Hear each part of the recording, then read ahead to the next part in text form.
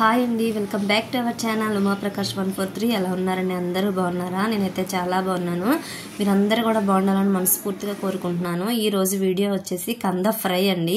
కంద ఫ్రై ఎలా చేయాలో చూపించేస్తానండి ఈ వీడియోలో. అయితే నేనైతే 1/2 kg కంద అయితే తీసుకున్నానండి. చూడండి ఎలా ఉందో. ఇది కొంచెం లైట్గా దురదలా అనిపిస్తుందండి. అందుకనే చేతికి ఆయిల్ అప్లై చేసుకొని అయితే కంద అయితే కోస్తారు. నేనైతే ఒక్కొక్క ఊర్లో ఒక్కోలా పిలుస్తారు కదండి. కందగడ్డ, కంద అని కూడా అంటారు. నేనైతే మా ఊర్లో అయితే కంద అని అంటామండి మేము. ఇంకా శుభ్రంగా పై తొక్కంతా తీసేసుకుని చిన్న చిన్న ముక్కలుగా అయితే కట్ చేసేసుకోవాలి.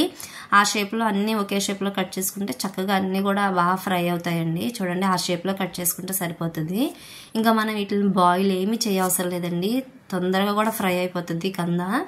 ఇంకా అన్నీ కట్ చేసి పక్కన పెట్టేసుకున్నాం కదండి. ఇప్పుడు కొంచెం సాల్ట్ వాటర్లో ఒక 5 నిమిషాలు శుభ్రంగా కడిగేసుకోవాలన్నమాట.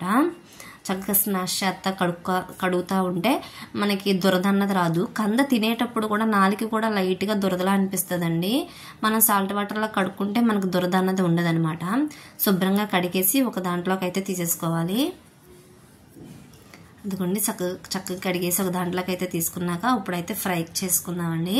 ఇప్పుడు స్టవ్ వెలిగించి ఒక ప్యాన్ పెట్టేసుకొని ఆయిల్ అయితే వేసుకోవాలి. ఇది కొంచెం దీనికి ఆయిల్ ఎక్కువగానే పడుతుందండి. ఫ్రై కదా, అందుకని కొంచెం ఆయిల్ ఎక్కువగానే అనిపిస్తుంది.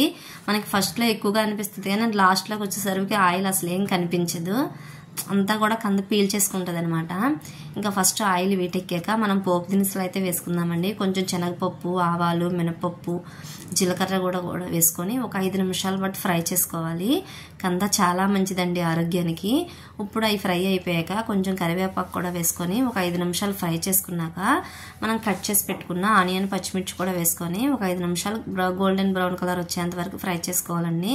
నేనైతే ఒక ఆనియన్, 2 పచ్చిమిరకాయలు అయితే తీసుకున్నానండి. చిన్నదేలండి ఆనియన్ కూడా.